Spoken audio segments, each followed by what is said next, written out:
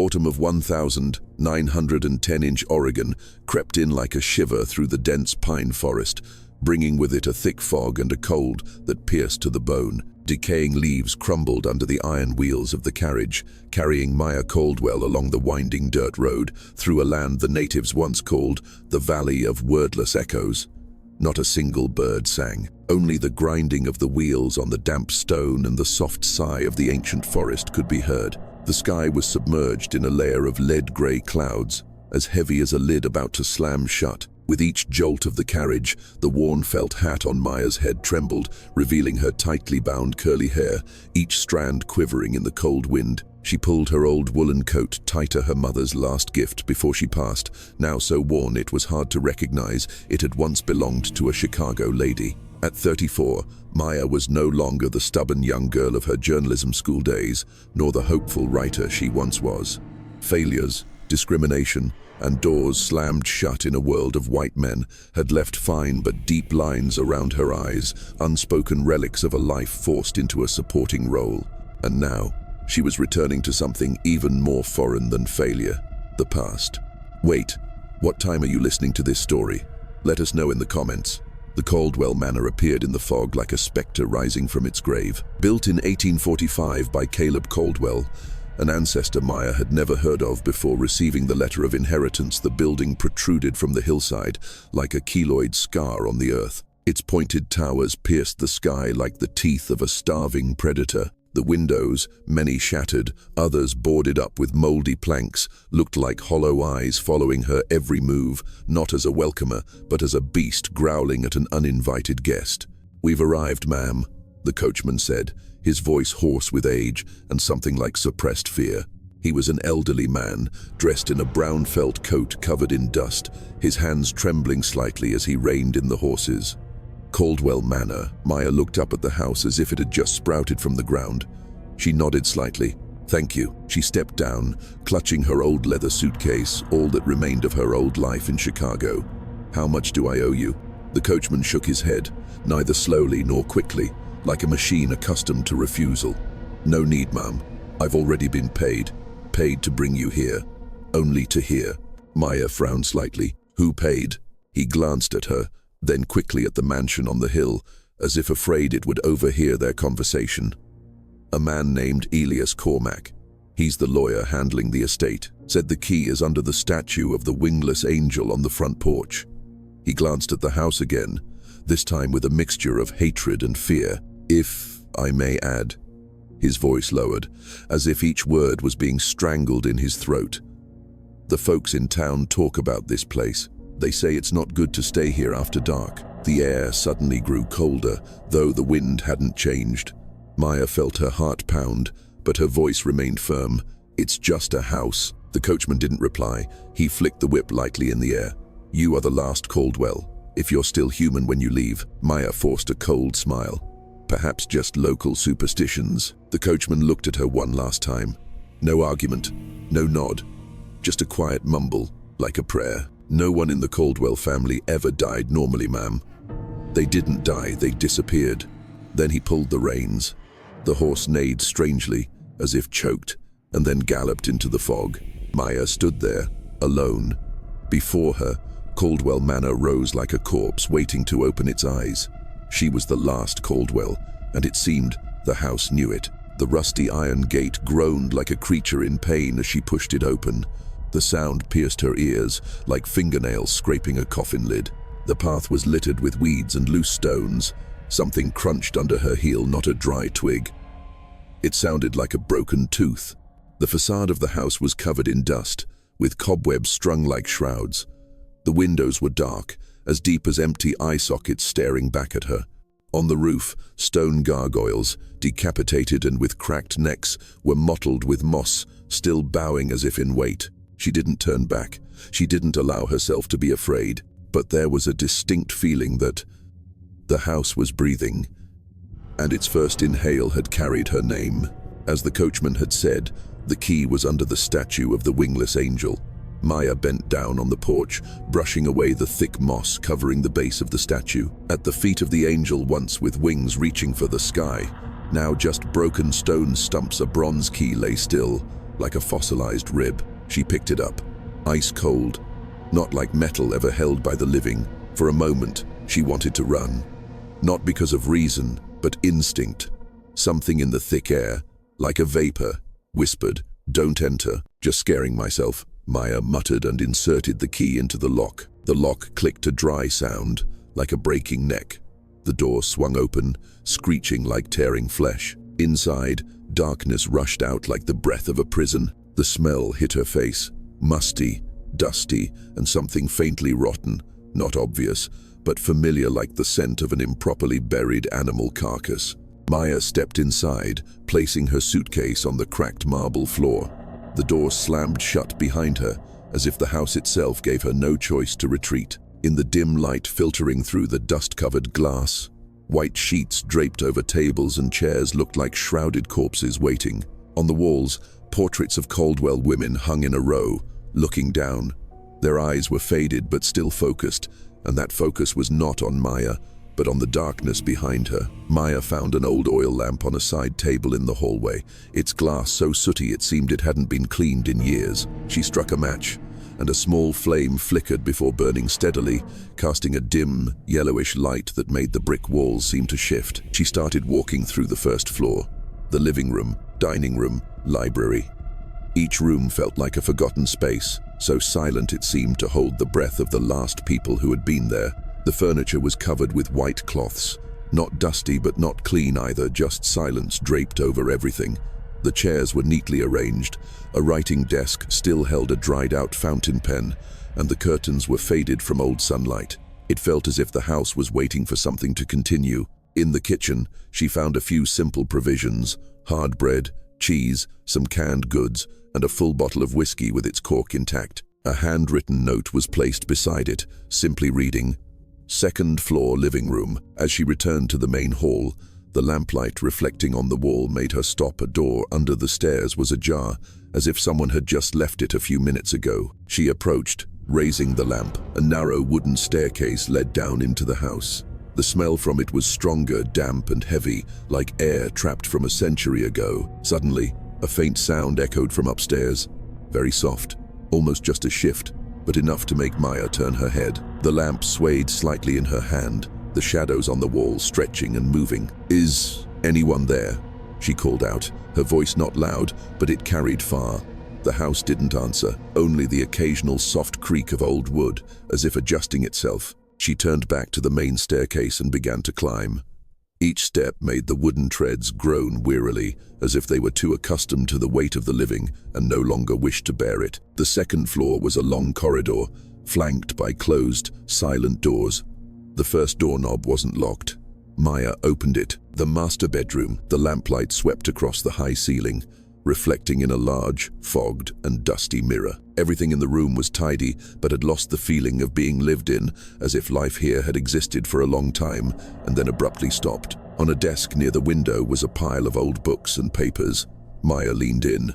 Diaries, their leather covers turned brown, the spines broken at the edges. She opened the first one. The handwriting in dark brown ink was shaky. Elijah Caldwell, Autumn 1795. Flipping through the yellowed pages, the ink smudged in some places, as if touched by tears or wet hands. Maya slowly read each line. The handwriting of Elijah Caldwell, hasty but careful, was clear under the quiet lamplight. "The nightmares do not lessen. I see faces in the shadows, they do not belong to the living. I hear singing. At first I thought it was the wind in the trees, but Elizabeth hears nothing. She thinks I am losing my mind. But I know what I saw in the basement was not my imagination." Maya paused. A chill passed through her. It was unclear if it was from the draft slipping through the window or from the thought that she was sitting in the very spot where Elijah had written these lines. She closed the diary, her hand resting on its spine for a moment as if it were still warm. Her eyes caught something else, a sealed envelope placed right beside it, as if intentionally left there. Her name was written on the front. The handwriting was elegant and slanted, the ink faded but not smudged. Maya opened the envelope. Inside was a short letter. "Dear Miss Caldwell, As the legal administrator of the Caldwell estate, I am compelled to inform you of matters that could not be discussed through ordinary correspondence. The Caldwell Manor is more than an inheritance. It is a part of the complex and sometimes dangerous history of this land. I recommend you carefully examine your ancestors' diaries, especially anything related to auditory phenomena. Additionally, in the first-floor office, there is a filing cabinet containing noteworthy medical records. I will be in Willow Creek next week to answer any questions in person. Until then, I urge you to be cautious, especially after dark. Asterisk. Sincerely, Elias Cormac, attorney. Maya reread the letter, this time more slowly. The words dangerous, auditory, and after dark seemed to stand out in her mind, though on the paper, they were all in the same ink. She sat silently. The lamplight danced in the mirror on the other side of the room. No wind, no sound. It was just that. The space seemed to have shrunk and become quieter than necessary. The history of the Caldwell family, could it really be so terrible as to require a warning letter? Maya asked herself this question as her eyes remained fixed on the paper in her hand. Before an answer could form, a cold draft swept through the room, as sudden as a touch from behind. The oil lamp flickered, its light stretching and then contracting as if being squeezed. The tattered curtains billowed, slapping against the wall. In that instant, Maya saw a figure standing in the window across the hall. Pale. Still. Looking in, she shot up, her heart pounding. She approached the window. Outside, there was only darkness. Nothing but a dew-covered yard and a sky slowly turning to ash. It was getting dark, and a storm was gathering somewhere behind the mountains. That first night, Maya lay on the old, dusty bed in the master bedroom. The blanket was heavy, with a musty smell. She couldn't close her eyes. Outside, the wind howled through the cracks in the windows like someone moaning. The house stirred in waves, the creak of expanding wood, the sigh of beams, and somewhere farther off, the sound of very light footsteps, as if someone were tiptoeing down the long hallway, searching for the right door to knock on. Maya opened her eyes. She didn't dare breathe loudly. And then, in the liminal space between waking and dreaming, just as she thought she was about to fall asleep, a soft voice spoke, almost right next to her ear. Maya. She sat bolt upright. The lamp had gone out at some point. Outside her room, everything was as dark as if light had never existed here. Dawn arrived with a pale light, just enough to seep through the dust-covered windows of Caldwell Manor. The grey sky offered no sense of a beginning, only making the house a little less dark. Maya woke with a slight tightening in her chest, taking a few seconds to remember where she was. She was still in yesterday's dress, surrounded by open diaries scattered across the bed, as if they had whispered to her in her sleep all night. She sat up, put on another layer of clothing, and went down to the kitchen. Breakfast was a few slices of hard bread and dry cheese. Eaten in silence, the sound of her knife on the porcelain plate echoed louder than usual. Afterward, Maya decided to do what the letter from Elias Cormac had advised: explore the house systematically. She started with the room called the office at the end of the first-floor hallway. The room was of moderate size, but the high ceiling made it feel emptier. Dark wooden bookshelves ran from floor to ceiling, filled with files and leather-bound books with decaying spines. An oak desk took up most of the central space, its surface bearing faint scratches, as if from fingernails repeatedly dragging across it. In one of the drawers, she found a faded leather folder with a rusted clasp. She opened it. The first page was a copy of a medical document with the faint seal of a Boston clinic. Date: 1802.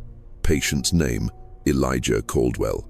Signed by Dr. Samuel Winthrop, specialist in mental illnesses. Maya leaned in closer to read. Male patient, approximately 40 years old, exhibits symptoms of systemic paranoia, frequently mentioning voices echoing from the walls and melodies no one else can hear. Maya put the file down, her heart heavy. She didn't remember Elijah being mentioned in any family tree, perhaps because the family had intentionally erased his name, or because he was the first to hear that music. Maya leaned closer to the page, the lines of faded black ink still clear enough to make her hands slow. The patient insists he is being followed by living entities hidden within the walls of the manor. The auditory and visual hallucinations occur mainly at night, increasing over time. In particular, he is deeply obsessed with the basement, where he believes he discovered the source of the family curse. She swallowed hard. The smell of old paper and decaying leather mixed with the scent of the lamp oil, creating a cloying feeling in her throat. The report continued. During a severe psychotic episode, the patient assaulted his wife, accusing her of conspiring with the other side to manipulate him. Since then, he has been isolated in the attic, under the supervision of private nurses, until his death. Maya sat silently for a moment. She imagined that attic room, the door locked, the curtains always drawn, and an old man sitting there, his ears listening to a music no one else could hear. She set the document aside. The next document, clipped to the file below, was dated 1835. At the top, a name was written in slanted handwriting, Jeremiah Caldwell. The pattern of neurological decline observed in Jeremiah is strangely similar to that of his father. The symptoms appeared at the age of 34 and progressed almost identically: paranoia, hallucinations, aggressive behavior. What is noteworthy is the specific nature of his delusions. They almost replicate the descriptions in Elijah's records, even though Jeremiah never had access to his father's diaries or documents. Maya stopped reading. A slow chill ran down her spine, so cold it felt as if the room's temperature had just dropped without any wind. She had just turned 34. The subsequent files continued the same horrifying pattern. Every generation of the Caldwell family mentioned began to show signs of disorder at the same age, and none of them lived past 35-inch a normal state. Her mother's name was not in the file, but Maya understood why. That was why she never spoke of this place. It was why she had left when Maya was very young, taking her away from the land that had swallowed her entire lineage. A sudden noise from above, heavy and specific, as if something had just fallen. Maya stood up, her hands still feeling the dry paper. She took the lamp and went up the stairs. A draft snaked through the open door, making a rustling sound as if someone were walking a few steps ahead of her. At the end of the hallway, a door was ajar. She pushed it gently. The room was dark, dust covering the wooden floor. In the middle of the room, a large portrait lay face down. The nail on the empty wall was still slightly swaying. She knelt and turned the portrait over. The face in the painting was her mother's, Beatrice Caldwell. A stern expression, eyes as sharp as a knife, looking straight ahead. But what made Maya pause was the feeling of being watched. Even after she had set the painting down, she propped the portrait back up, and as she did, noticed a small door in the corner of the room, almost completely hidden by a wooden wardrobe. It took considerable effort for Maya to move the wardrobe aside. The low wooden door, with an old frame, was unlocked. She stepped into a room so small it could hardly be called a room, just enough space for a writing desk and a chair. No windows, no draft. The smell of old paper and leather rose like a time-infused incense. On the desk were leather-bound notebooks with a name written on them: Beatrice Caldwell. At the bottom was the last one, dated in red ink: March 1882. Maya pulled out the chair, wiped off the dust, and sat down. The voices are louder now. I cannot sleep. They call me to the basement, whispering through the walls, echoing in the hiss of the chimney, harmonizing with my heartbeat when the house is silent. I resist. I know my father, Evelyn Caldwell, also heard them. I know he found the thing that is calling me now. Asterisk. Maya turned to the next page, her palms starting to sweat. The slanted handwriting grew shakier with each line. My mother said I needed treatment, but the doctors cannot help. This is not a mental illness. This is a curse. A music passed through the blood. I found the original documents in the safe under the stairs, the land transfer papers from 1845. Caleb Caldwell bought this land from a native tribe. They warned, "Build nothing here." They spoke of a place where the veil between worlds is so thin that a breath could tear it. But Caleb ignored them. He built the manor, and under the ground he found the first music box. Asterisk. The pen had been pressed down hard, the ink smudging at the end of the sentence as if written while trembling. Not a toy. Not a decoration. It is a gate. When it is wound, the sound does not stop. It sticks to me, to my blood, to my bones. Maya continued flipping through the subsequent entries. They became more fragmented. I see shadows moving close to the walls. They have no eyes, but they still watch. The voices whisper. Promises. Knowledge. Power. But the price is... I can no longer remember my mother's face. Her voice seems to have been replaced by that melody. Asterisk. The last page, written in faded ink and slanted to one side as if hastily scrawled before leaving the desk. I can no longer resist. I must go down there. Maya closed the notebook. Her hands were shaking, but not from the cold. The daylight had faded. Shadows crept into every corner of the walls, as if what Beatrice had seen had not entirely left this place. She stood up, silently.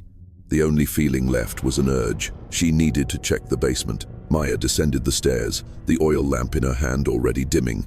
She stopped in the kitchen to relight the wick. The flame flared up, reflecting on the fogged glass. Outside, the sunset was burning the sky with a brutal red hue. The light flooded into the kitchen through the window frames like a spreading bloodstain, dyeing the brick walls the color of raw flesh. She returned to the door under the main staircase. It creaked open, revealing a narrow corridor, the wind blowing up from below as cold as a wet breath. The smell of damp earth, the scent of metal, strong and silent, assaulted her nostrils. Maya held the lamp high, the light stretching down the stone steps. They were old, chipped at the edges, and covered in a thin layer of moss. The deeper she went, the more it felt like she was leaving the known world. On the walls, she noticed strange, crooked symbols carved by hand, not any script she had ever seen. They were not beautiful, nor were they intricate. They seemed to be listening. The basement was larger than she had imagined. 3 rooms connected, with low vaulted ceilings and damp stone walls. The first room had only decaying wooden shelves, opaque glass jars, and a few unopened wooden boxes. The second room was a strangely quiet space, equipped with old medical equipment, a metal operating table, glass syringes, and jars of medicinal herbs that had molded inside. A phonograph-style music player from the early century was covered with a white cloth. And then Maya entered the third room, a circular room, low ceiling, no windows, no wind, no time. In the center, a stone pedestal rose from the floor, looking as if it had grown straight from the ground rather than being placed there. On it was a small wooden music box, old, intricately carved, but its surface was so dark that the lamplight couldn't illuminate the wood grain. She recognized it because she had seen it in a dream. The box was not lit, not playing, but it seemed to be vibrating faintly, a vibration so small that the naked eye couldn't see it, but her nerves could feel it, as if it were waiting for someone's chest to resonate with it. Around the pedestal, the floor was carved with circles of symbols similar to those on the corridor walls. And between the lines, old, dark stains, spreading like the remnants of an ancient ritual. Maya didn't need to test it to know it was blood. She knew, from a place deeper than reason. Suddenly a cold draft, as if just pushed out from some shaft, blew out the oil lamp in her hand. Darkness. Absolute darkness. No shape, no direction. And then, in the suffocating stillness, a whisper echoed right behind her neck. Not loud, not clear, not in the form of language. But it had a melody, the melody from the music box that wasn't wound, but was still playing. "Welcome back, Caldwell. We have been waiting for you." The whisper echoed deep in her mind, yet at the same time, it was so close as if someone had been standing behind Maya for a long time. She stumbled back, hitting the edge of the stone pedestal, losing her balance and falling onto the cold floor. The air in the basement was thick, clinging as if it were suffocating her lungs. Her hand fumbled in the darkness until it touched the edge of the stairs. Maya managed to stand, climbing up in a panic, feeling as if cold, clammy fingers were grasping at her ankles with every step. She reached the ground floor, pushed the basement door hard, and slammed it shut behind her. Her trembling hands inserted the key into the lock, turning it with the force of someone trying to block something formless. Leaning against the wall, she gasped for breath. Her heart pounded in her chest like a funeral drum. Outside the window, night had completely fallen, painting every pane of glass with a darkness as thick as tar. The house was silent. But that silence was no longer solitary. Maya dragged a chair to block her bedroom door, turned the lamp up to its brightest, and then sat leaning against the headboard. The footsteps returned, no longer vague like the night before. Clear, deliberate, walking past the hallway, then stopping in front of her door, a soft click, as if someone were trying the doorknob. The night passed in fragments of sleep and delirium. Maya saw a circular room with flickering blue light. The Caldwell ancestors stood around a stone table, their faces both serene and contorted in expressions of ecstasy and horror, each one dropping blood onto the music box. The music played, not from the box, but from within them. The next morning, Maya woke up with an aching body and a mind as foggy as if she had just swum through thick mist. Her wrist throbbed faintly, as if something had been tightly squeezing it. The events of the previous night felt like a distorted memory, fragments of truth mixed with a nightmare. But the fear remained intact, like a sound that had not been completely cut off, still humming faintly somewhere between her bones and her memory. She washed her face, silently eating the cold leftovers from last night. The chair she had used to block the door was still in place, only now she was no longer sure it had been of any use. Maya changed her clothes. The only dress she had for going into town was starting to fade, the fabric at the shoulders worn thin. She pulled up the collar, adjusted her hair, and then looked at herself in the dust-covered mirror. The real reason she had come here was to research for an article, to salvage her reputation, to prove her worth in a world that didn't want to listen to her. But right now, all she wanted was to leave this house. Willow Creek was about a 40-minute walk away. The dirt road led through pine groves and rocky slopes, covered in the morning fog, like a white veil drawn across her forehead. Maya walked quickly, the cold wind whipping at her face. Occasionally, she looked back, unable to shake the feeling that someone had just stepped out from the trees behind her. Willow Creek gradually came into view. Simple wooden houses, neatly lined up. A white-painted church stood in the center, its steeple sharp as if piercing the gray sky. When Maya stepped into the central general store of Willow Creek, the wind chimes tinkled softly, but it seemed to have the power to stop all other sounds. The ongoing conversations suddenly ceased. The eyes of 3 women at the end of the counter, an old man choosing tobacco, and even the cashier, all turned to her quickly, then trying to scatter as if they had never looked. Maya clutched her bag, nodding politely. "Good morning. I'm Maya Caldwell. I recently inherited the Caldwell Manor on the north edge of town." "Ah, Caldwell." A man's voice came from behind the counter, a portly gentleman with short graying hair. He looked at Maya as if comparing her to an old memory. "It's been a long time since we've seen a Caldwell around here." "Not since the last time," an old, thin woman whispered, quickly making the sign of the cross. Maya wasn't sure if it was out of piety or fear. She swallowed hard. "I've come to learn more about the family, about everything. I've found some diaries in the manor, but there are things that aren't in them." A short but heavy silence. Then the man behind the counter spoke, without smiling. "My name is Elias Harper. I knew your mother, and the ones before her." He looked at Maya closely, his gaze not of suspicion but of scrutiny. "You have their eyes, Mr. Harper. I need to understand what happened. Why does the name Caldwell make everyone here so afraid?" A woman standing nearby turned away, pretending to choose bread. Another old man snorted and left the store without buying anything. No one answered. Elias finally spoke, his voice lower. "You should come at another time. This isn't something to be discussed between the butter and brown sugar. Follow me." Elias Harper led Maya to the back of the store. A small door hidden behind a rack of coffee beans opened into a discreet office where the light was filtered through old stained glass. The room smelled of old paper and dry ink, the walls covered with faded black and white photographs, mostly of the town's buildings and residents from decades past. He closed the door, gesturing for Maya to sit. "They don't like to mention the Caldwells, nor do they like anyone prying into what time has buried." Elias sat down heavily in a leather-upholstered chair, his hands on his knees, as if preparing to recount something long unspoken. The Caldwell family came to Willow Creek in 1845. Caleb Caldwell, an educated man from Philadelphia.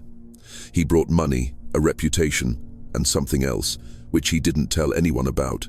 He bought the land on the north edge from the natives. That land, they called it Atawaga, meaning the place where the mist does not retreat. Maya blinked. They didn't want to sell, they warned him, said it was a place where the boundary between worlds was as thin as a breath. a land that slept under the lullaby of those who sing without mouths. Elias paused. The air in the room suddenly became thicker. Caleb thought they were superstitious. He had Caldwell Manor built on that land, and then he began to hear strange melodies. No one but him heard them, but then his wife heard them too. "The music box," Maya said softly. Elias looked up at her. He nodded slowly. "It didn't originate here. It might have been from a strange market in Europe, or perhaps an exchange on a red wind night, but I'm certain it was the first thing Caleb brought back, and from it, everything began." "Began how?" Maya asked, her voice low as if afraid of summoning something listening outside. "The same way it always does," Elias replied. "Isolation, strange behaviors, voices in the night. And finally, the basement." He bowed his head, as if recalling something terrible. "They say Caleb performed a ritual in the circular room underground. That he believed. If he adjusted the melody's frequency just right, the box could open, a gate, and he almost succeeded." Maya felt a cold shiver run down her spine. "The music box," she said softly. Elias looked up, his eyes narrowing. "So, you've seen it." "I found it in the basement," Maya admitted, her voice growing smaller. "But I don't understand what it is, or why it makes everything in the house distorted, as if it's listening." Elias nodded slowly.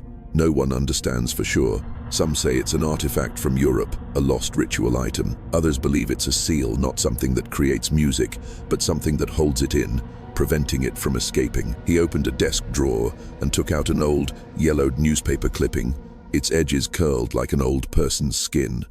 "This is what happened to your mother, Beatrice Caldwell. She was the last person to live in the manor before it was closed."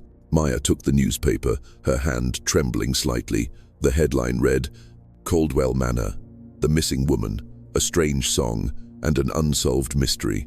Willow Creek Times, the 16th of October, 1882. The article detailed how Beatrice was reported missing after several nights. Investigators found no signs of violence, only an empty room, the walls inscribed with strange symbols in red ink, and a loose diary page on the floor, which read, "I heard them. I opened the door. My mother never said anything about this," Maya whispered. "She only said her mother Beatrice disappeared when I was a baby, and no one knew why. She wanted to protect you." Elias sat up straight, his gaze softening. "After the symbolic funeral, she left town and swore never to return. Many believed the curse ended when you were taken away." Maya was silent for a long moment. "But now I've returned." "Yes," Elias replied, his voice low. "And for that reason, I must ask." He studied her face, as if searching for something behind the skin and will. "Since you set foot in the manor, have you heard anything? A song, a whisper, things that shouldn't exist?" Maya didn't answer immediately. Then finally, she nodded, very slightly. Elias slowly leaned forward, his voice deepening. "The curse of the Caldwell family always begins with a pattern, unexplained sounds, objects moving, melodies only a Caldwell can hear, and then the call from the basement. If it has begun," he looked directly into her eyes, "then Maya, you must leave that house. Immediately. I can't simply abandon my inheritance," Maya said, her voice low but firm. "It's all I have left. The only chance to save my career and my mother's honor." Elias Harper didn't argue immediately. He just sat there, his hands clasped, his eyes fixed on Maya.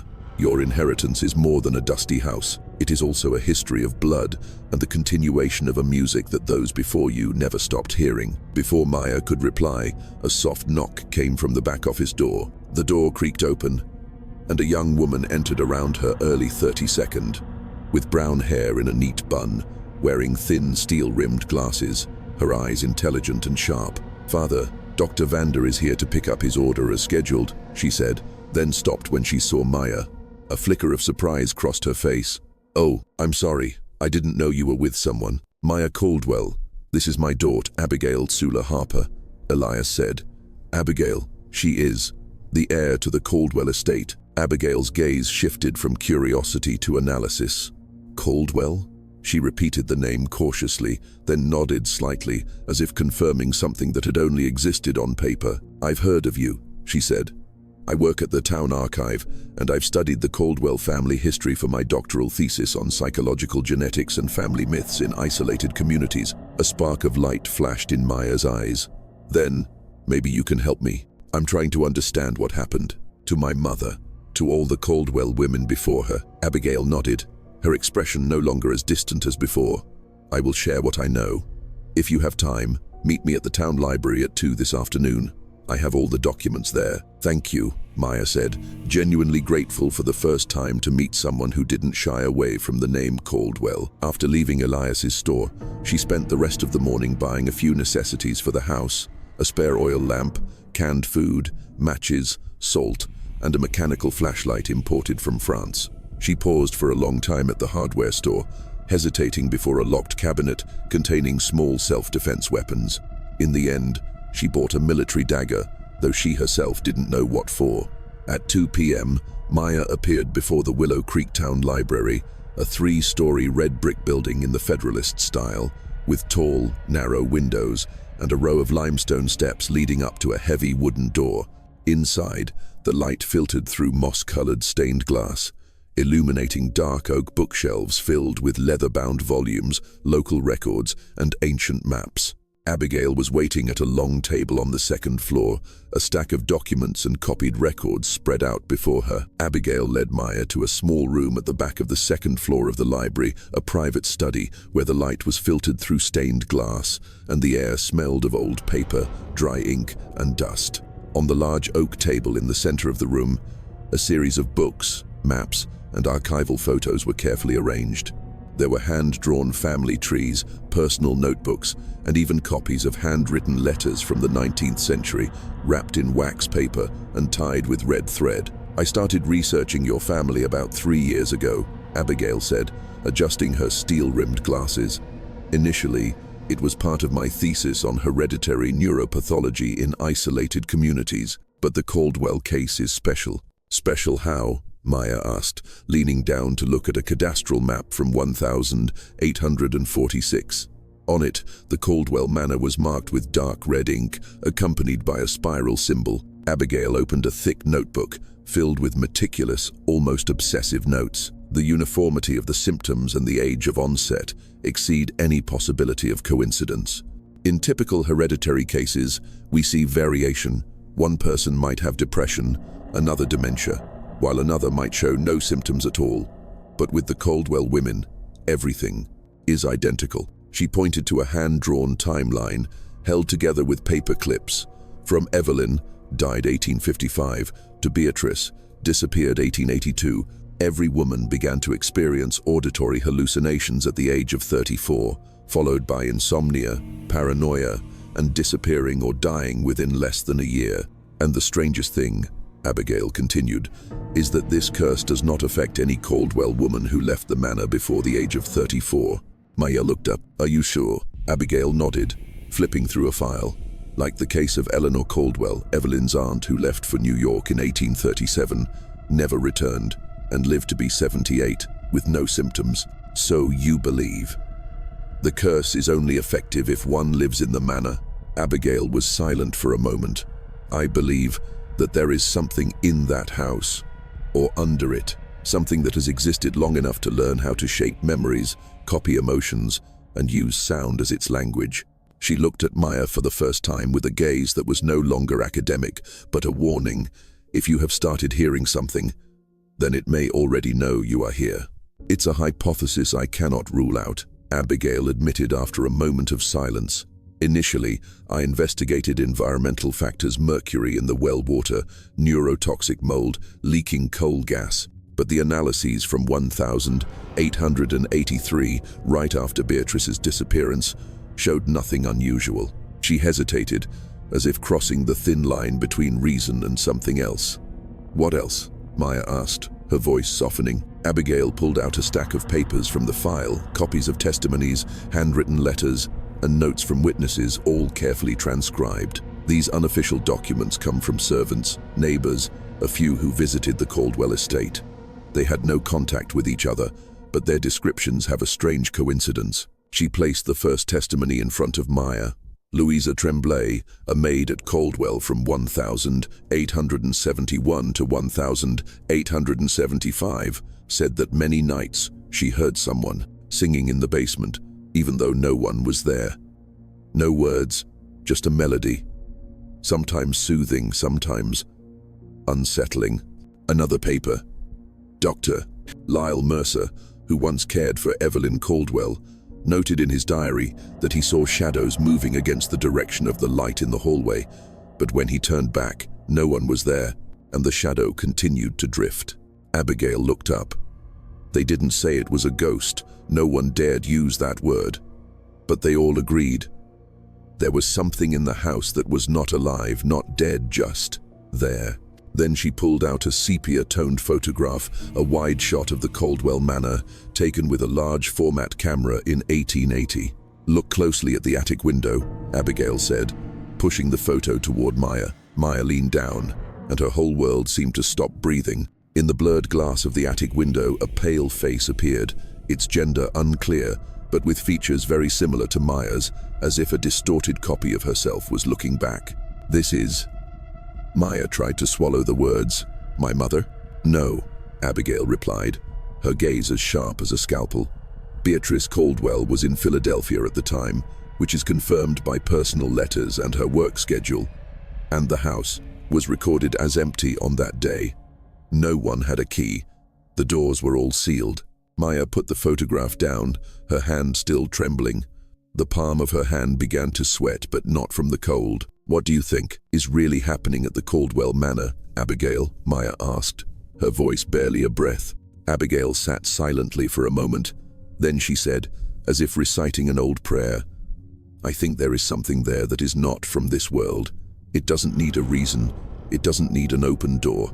It just needs a melody to know you still exist." Abigail took a deep breath, her gaze falling to the table as she weighed each word.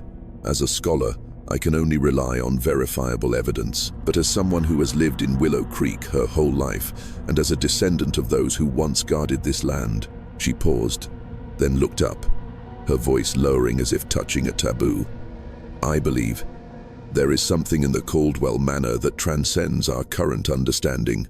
It is not a ghost, not a toxic gas, nor a hereditary hallucination. It is a form of existence that uses sound to influence the mind. And perhaps more than that." Maya blinked, her voice hoarse. "You're talking about the box." Abigail looked at her slowly. "You've seen it. I was in the basement. There was a ritual circle, and the box was in the center of a stone pedestal. It seemed alive." Abigail quickly opened her notebook, turning to a page with a hand-drawn symbol. There are mentions of this object in some diaries, often described as a wooden heart without a key or a breathing music box. But no one has ever survived to describe it in detail. "I need to know," Maya said, leaning forward. "Has anyone ever broken the cycle? Any Caldwell woman who heard the singing but wasn't consumed?" Abigail was silent, flipping through a small file, her expression changing very slightly, like a rare thread just emerging from the darkness. "There is one case, not mentioned in the official family tree. Her name was Edith Caldwell, Evelyn's younger sister. Born in 1820, she started showing symptoms at 34, like all the others. Insomnia, hearing music, repetitive notes. But instead of waiting or hiding, she left the manor, alone. Not to a hospital, but to see a woman named Sula, a Cherokee healer who lived near Lake Owaska." Maya was stunned. "Sula? The same family name as you?" Abigail nodded, for the first time revealing a very slight, almost sad smile. "She was my great-grandmother. The records I have are only fragments. A deerskin with a ritual circle drawn on it, a few symbols that oppose the drawings in the Caldwell basement. But what is special is..." Edith returned. Abigail adjusted her glasses, her voice slow as if walking a tightrope between academia and ancestral belief. "Unfortunately, Edith Caldwell never recorded specifically what my great-grandmother did. Tula, the Cherokee healer, passed away in 1846, taking the ancient rituals, which were only passed down orally, with her." Maya clutched her sleeve. "Are there any descendants of hers?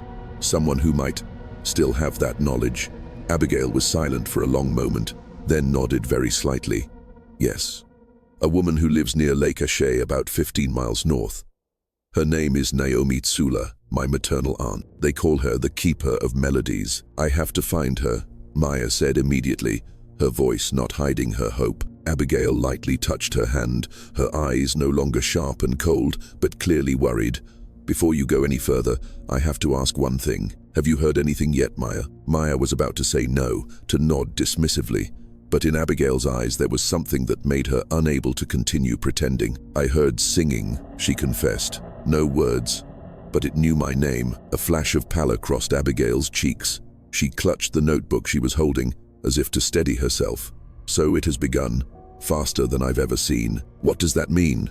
Maya asked, her voice almost a whisper. According to the research I've done for the past 3 years, the Caldwell women only began to show symptoms after several weeks of residing in the manor. She looked up, her gaze seeming to pierce through Maya. Unless what? Abigail hesitated, then uttered it like a curse that had just been activated. Unless the entity, the thing hidden in the music, is stronger, more impatient. And it has been waiting for you. The air in the room seemed to contract. A silent cloud drifted past the frosted glass window. Abigail began to gather her documents. Faster than usual. I don't think it's safe for you to return to the manor tonight. I have no choice, Maya replied, her voice not weak but somewhat depleted.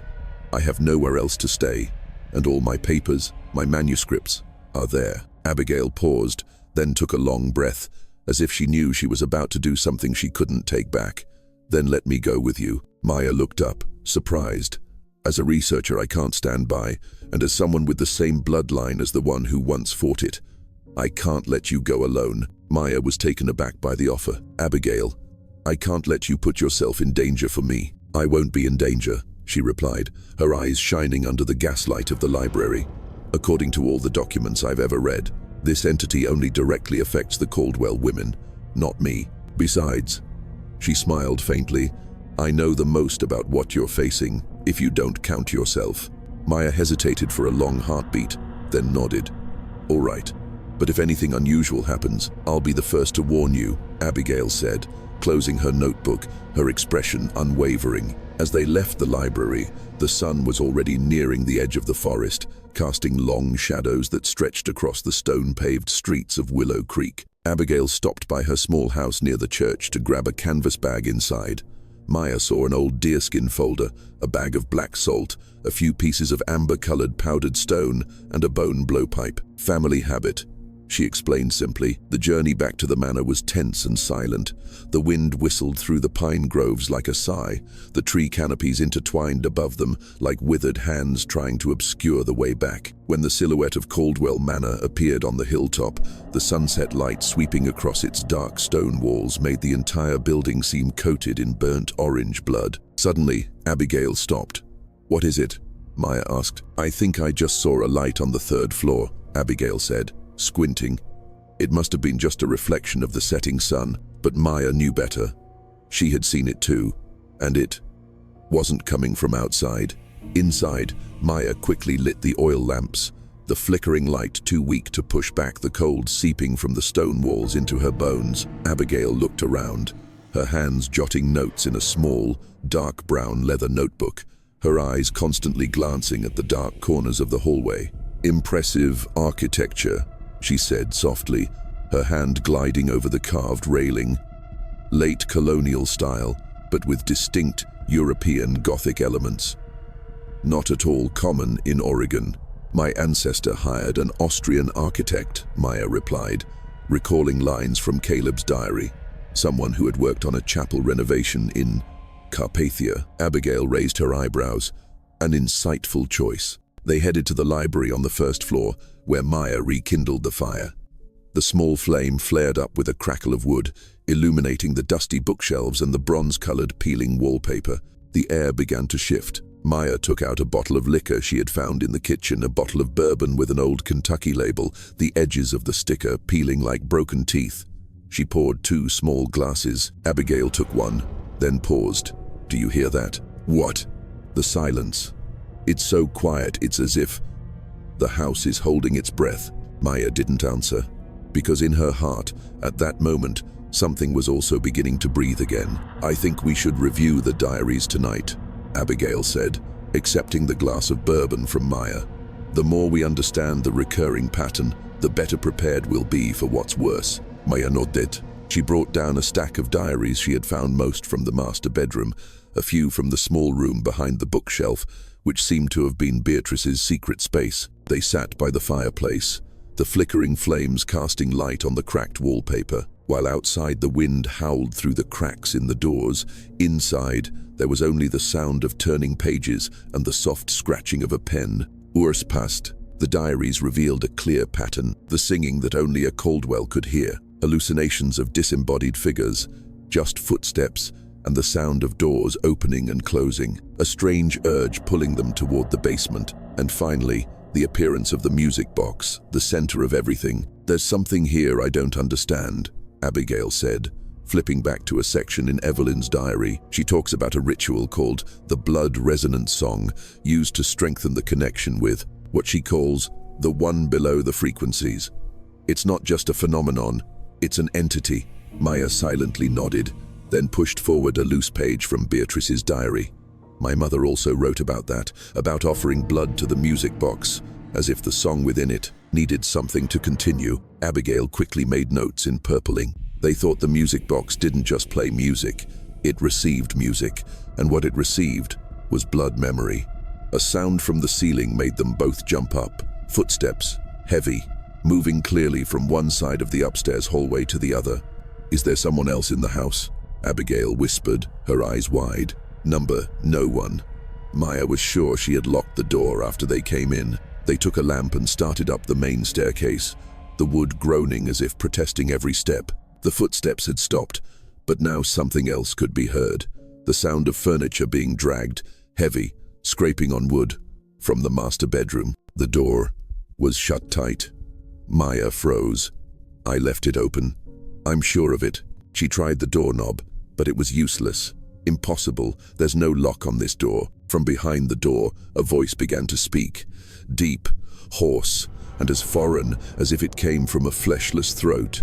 It wasn't English. It wasn't human. It echoed in a rhythmic tone. Abigail turned pale, her hand unconsciously clutching her notebook. "Maya," she whispered, pointing to the gap under the door. A dark, viscous fluid, almost black in the dim lamplight, was seeping out from inside. It was thick, reeking of a metallic smell. Neither of them needed to say it. They both knew it was blood. "We have to get out of here," Maya said, her voice almost choking. She pulled Abigail back from the door, and in that moment, the singing started again from inside the room, the familiar melody of the music box, but slower, more distorted, as if a copy had been stretched through another dimension. At that exact moment, the master bedroom door burst open with a sound like breaking bones. The room beyond was as dark as pitch, the lamplight unable to penetrate. But Maya knew something was standing in that darkness. A movement. Long, thin, awkward, as if its joints were misplaced. Not human. She reached for the matchbox, her hands trembling as she lit another lamp. The pale yellow light only pushed the darkness back a few inches, and that's when it stepped out. A figure of Maya herself, but distorted, hollow, and decaying. A pale face with eyes like two deep black pits and a mouth stretched into an impossibly wide grin that reached her ears. Maya backed away in horror, her hands shaking. "Don't," Abigail shouted, pulling her hand. "It wants violence. It wants you to react with blood. That's how it takes root." The distorted figure began to advance, not by walking, but as if gliding silently, terrifyingly. "Run," Maya yelled, pushing Abigail into the hallway. They rushed down the stairs as if through a nightmare, a scraping sound hissing behind them like claws on rotting wood. When they reached the main hall, Maya yanked at the front doorknob. Useless. The door was locked, not with a bolt, but with something invisible. As if the house had clamped its mouth shut. "This way." Abigail pulled her toward the library. They shoved their way in, Maya blocking the door with a heavy file cabinet of maps. Abigail frantically searched through the drawers, looking for an underground map of the manor. The windows, Maya rushed to the nearest frame, but when her hand touched it, the glass and wood had fused into a solid block, not nailed, not locked, but as if the house had healed its own skin. From the other side of the library door, the scraping stopped. In its place, a voice, a deep, resonant voice, as if echoing from inside a hollow skull. Maya Caldwell. She froze. Her breath caught in her throat. Your blood belongs to the melody. The flow of emotion is our instrument. The lineage must continue the song. The gate must be reopened. What gate? Maya shouted, in a panic. The one your mother fled from. The one your ancestors lulled with blood. You are the host. The string. The sacrifice. Abigail stood still, then whispered, as if confirming a chilling realization. All the diaries, all the records, were wrong about the nature of it. This isn't hereditary madness. This is a form of parasitic possession through sound. This is madness, Maya whispered, but she knew there was no rational explanation for what they were experiencing. The music box, Abigail said quickly. It's a connection point, a liminal object bridging our world, and the thing singing from the other side. And it chose the Caldwells, because we are sensitive. The library door began to crack, the sound of wood groaning as if about to scream. The large cabinet slid a little, pushed by something stronger than a person. Abigail turned, her eyes blazing. We have to go to the basement. Are you crazy? That's the center of everything. Exactly. If we want to end this, we have to face it where it began. There's an entrance through the food pantry, Maya remembered, almost shouting. Go. They rushed out of the library through a side door, running down a dark hallway that felt like the throat of a dead whale. Behind them, the singing rose, echoing through the walls, a distorted, slow, heavy melody like tar. No turning back, only music, blood, and the truth beneath the earth. They rushed through the dining room, their feet slipping on the old wooden floor as a loud crash echoed behind them. The bookshelf toppled, the library door shattered into splinters. In the kitchen, Abigail yanked open the pantry door. Maya pushed aside some rotting flour barrels, revealing a dusty trapdoor hidden under the floorboards. Hurry! Abigail yelled as the entity's long, winding shadow crept up the wall in the faint, dying firelight. Maya opened the trapdoor, helped Abigail climb down the old wooden ladder that groaned with age, and then followed. She slammed the trapdoor shut, just as a scraping sound echoed right behind her. The wood was being clawed, not by human nails, but by something longer. Below was absolute darkness, only breath, the smell of dampness, and a heartbeat like a war drum. Maya struck a match, the light danced like a flickering soul. Before them was a narrow stone tunnel, so low they had to stoop. This must be a service corridor, Abigail whispered. It might connect to the ritual basement that Beatrice described. They walked through the air as thick as dead sap, their footsteps echoing dully on the stone. Maya held the match low, but it only illuminated a few steps ahead. After what felt like an eternity, the tunnel opened into a room familiar to Maya, the place where she had seen the stone altar and the music box, the heart of everything. The box was still there, but now it emitted a strange light, not illuminating, but absorbing light, like an open wound of the world. It's bizarre, Abigail whispered, stepping closer, her hands drawn back as if afraid of accidentally touching the sound. I've never seen anything like it. It's breathing. Before Maya could respond, a click echoed from behind the sound of the trapdoor being thrown open, the sound of claws scraping against the stone walls, each scrape like a misplaced note on a violin string. We don't have much time, Abigail said quickly, her eyes fixed on the box. Maya, in the diaries, is there any way to stop this thing? Maya forced herself to remember.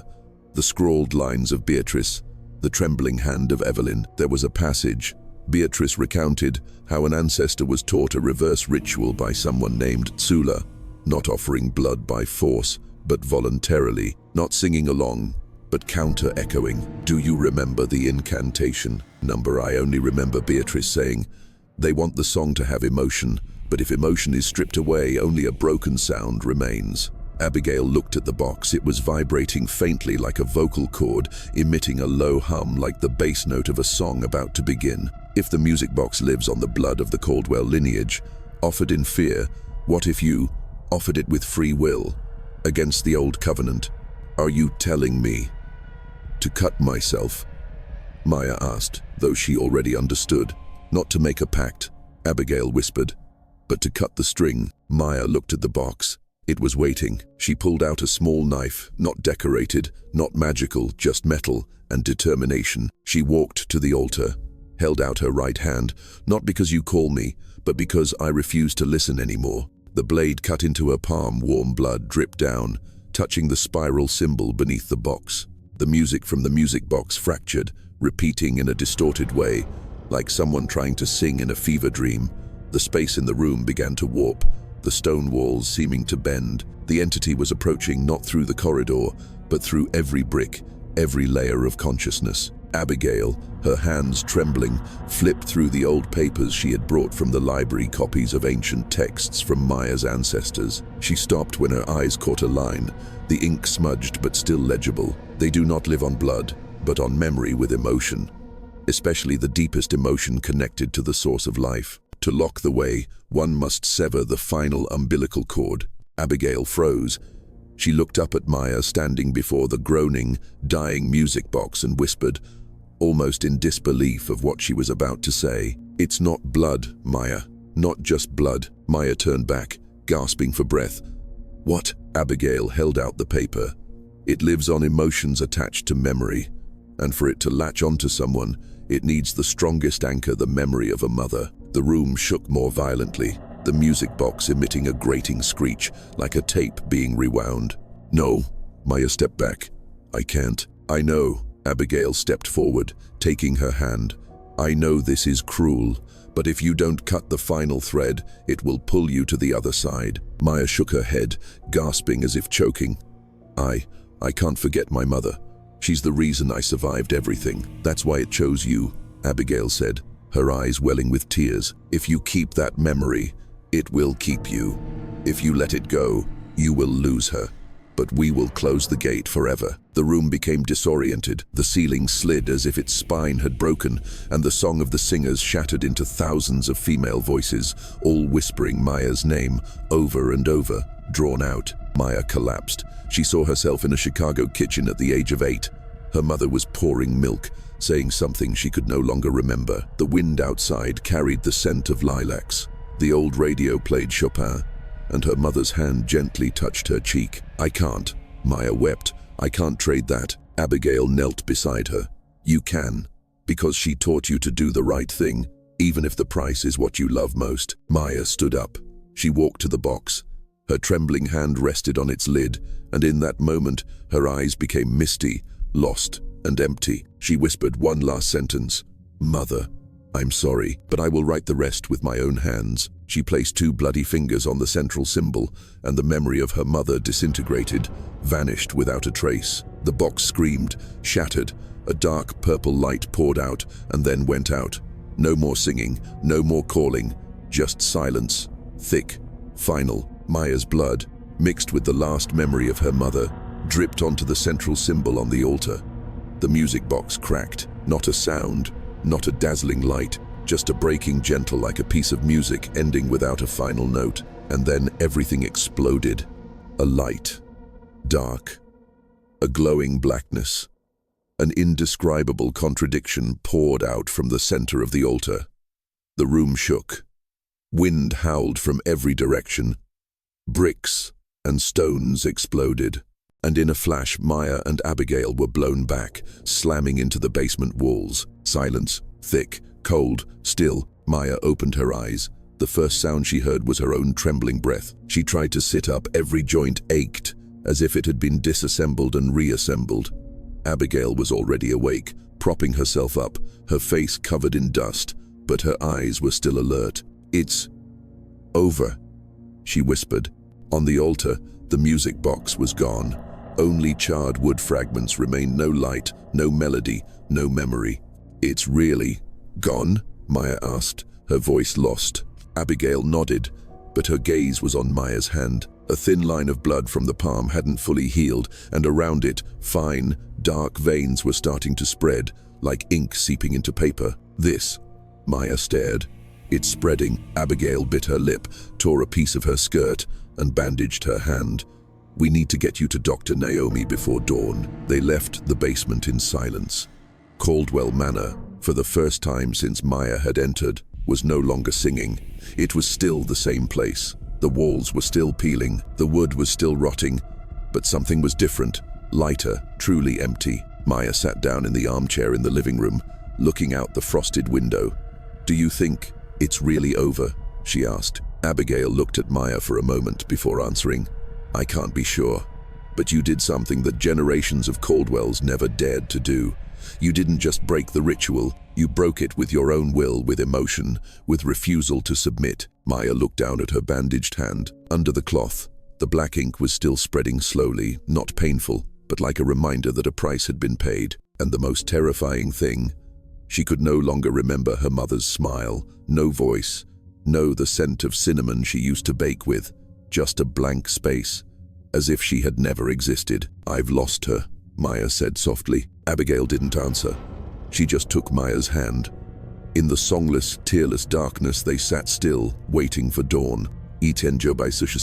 Maya Caldwell passed away quietly in her small Chicago apartment, leaving behind a legacy of sharp articles, a best-selling book, and a locked wooden box that no one was allowed to open. Samuel Caldwell, 34, Maya's only son, was the one who sorted through her belongings. He thought he knew everything about his mother, a strong, determined writer who was also very reserved when it came to her past, until he opened the box. Inside was an old diary with a dark brown cover, its pages yellowed with time. The ink was smudged, the handwriting was uneven, and then, among the descriptions of a house, a music box, and a bizarre ancient ritual was that sentence: "I don't remember my mother's face, but I remember why I had to forget." Samuel paused for a long time at that line. It wasn't just pain, it was a tear, a gap in memory, and somehow he understood that it had never been the end. 2 weeks later, Samuel drove to Oregon, following the faded address written in pencil at the end of a diary page. Caldwell Estate, Willow Creek. He drove through rough dirt roads, cutting through misty pine forests, until the house appeared from the morning fog, like an unhealed scar on the land. Caldwell Manor still stood, but it was far different from the photos he had seen in his mother's records. Moss covered the roof tiles. Weeds crept up the steps like decaying fingernails. One shutter was missing. The windows were fogged like the eyes of an old person. The house was not alive, but it was not dead either. Samuel stepped out of the car. The air was so cold it made his skin wrinkle like crumpled paper. He heard nothing, no birds, no wind, just an absolute silence as thick as ash. As he stepped onto the rotting porch, he placed his hand on the rusty doorknob. For a moment, he felt something. Not a sound, not an image, but a cold, deep, and silent feeling, like the earth beneath a grave. Maya had never returned here. Now, he had come. No one knows if Samuel went inside. There are no further records after that. Only the moss-covered house, silent, as if waiting for a song to be sung again.